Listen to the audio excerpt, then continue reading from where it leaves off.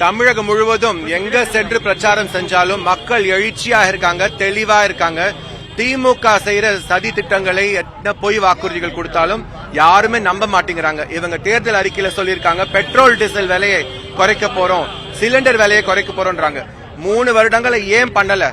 அதே போல உதயநிதி ஸ்டாலின் அவர்கள் இளைஞர் மேம்பாட்டுக்காக துறைக்காக ஒரு அமைச்சர், மூத்த அமைச்சர், அவங்க இளைஞர்களுக்காக என்ன பண்ணிருக்காங்க? போதைப் பொருள் மாநிலமா மட்டும்தான் மாத்திருக்காங்க தமிழகத்தை. அதே போல லேப்டாப் கொடுக்கறது கிடையாது, எந்த விதமான கல்வி தரம் வளர்த்தது கிடையாது. அது கல்லூரிகளா இருக்கட்டும், பள்ளிக்கூடங்களா இருக்கட்டும், ஸ்மார்ட் கிளாஸ் நிறைவேற்றப்பட்டது கிடையாது. எல்லாமே ஜியோ மட்டும் பாஸ் பண்றாங்க. எந்த விதமான சலுகைகள் மக்களுக்கு கிடைக்கிறது இல்ல. 1000 ரூபாய் கொடுக்கறது இல்ல. அதே போல தாலிக்கு தங்கம் கொடுக்கறது இல்ல. தாலிக்கு தங்கம் கொடுக்க மாட்டாங்க, டாஸ்மாக் கடை மட்டும் திறந்து வச்சிருப்பாங்க. தாலிக்கு தங்கம் கொடுக்க மாட்டாங்க, தாலி அறுக்குதான் திமுக முதல் நிற்பார்கள். என்னோட கேள்வி. அதே போல இப்ப ராகுல் காந்தி அவர்கள் சுற்றுப்பயணத்துக்கு வந்திருக்காரு. ராகுல் காந்தி ஒரு சுற்றுலா பயணி மாதிரி தமிழகத்துக்கு யாருமே திமுக காங்கிரஸ்க்கு ஓட்டு போட மாட்டாங்க. இங்க களத்துல வேலை செஞ்சு கொடுத்தது எடப்பாடி அவர்கள். அதிமுக ஆட்சியில தான் விவசாயமும் சரி, கல்வியும் சரி, சுகாதாரத்துறையும் சரி முன்னிலை மாநிலமாக திகழ்ந்தது அதிமுக ஆட்சியில தமிழகம். அதே போல கொரோனா காலத்துல எந்த விதமான வருமானம் இல்லாத காலகட்டத்தில் கூட அனைத்து வெல்ஃபேர் ஸ்கீம், அனைத்து திட்டங்கள், மக்கள் நல திட்டங்கள் நம்ம மக்களுக்கு சேர்த்தோம். இவங்க ஒரு புயல் வந்தாலே சமாளிக்க முடியல. நிச்சயமாக மக்கள் இரட்டை இலைக்கு வாக்களிப்பாங்க. 40 தமிழகத்தில் அதிமுக ஜெயிக்கும். 10 ஆண்டுகள் கூட்டணியில் இருந்தீங்க. கூட்டணி விட்டு வெளியே வந்த பிறகு கூட கடுமையான எந்த ஒரு விமர்சனத்தை கூட பார்க்க முடியல பாஜக. எங்களுக்கு ஒரு பொருட்டே கிடையாது. பாஜக நோட்டாவோட போட்டு போடுற கட்சி.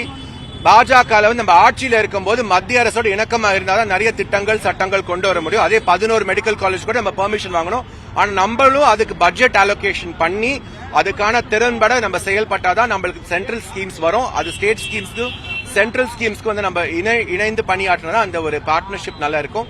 இப்ப மீண்டும் நம்ம எதிர்கட்சியா இருக்கும் போது பாஜக செயல்படுறது பார்த்தா தமிழகத்துக்கு எதுவுமே பண்றது இல்ல. அவங்க திமுகவோட பி டீமா செயல்படுற. திமுக பாஜகவோட பி டீமாவும், பிஜேபி திமுகவோட பி டீமாவும் செயல்பட்டு தமிழகத்துக்கு எந்த நல்ல திட்டங்களும் வரதில்லை. தமிழர்களோட உரிமைகளை நம்ம பாதுகாக்கணும், தமிழர்களுக்காக நம்ம குரல் கொடுக்கணும்னா பாஜகவோ காங்கிரஸோ சரிப்பட்டு வராதுன்னு எடப்பாடி ஐயா எந்த நேஷனல் பார்ட்டிஸோட கூட கூட்டணி இல்லைன்னாரு.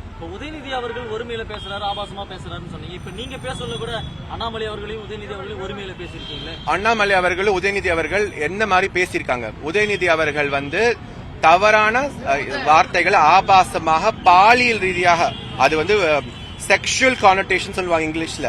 அது நான் இப்ப நாகரிகத்தை கருதி அதெல்லாம் ரிப்பீட் பண்ண முடியாது.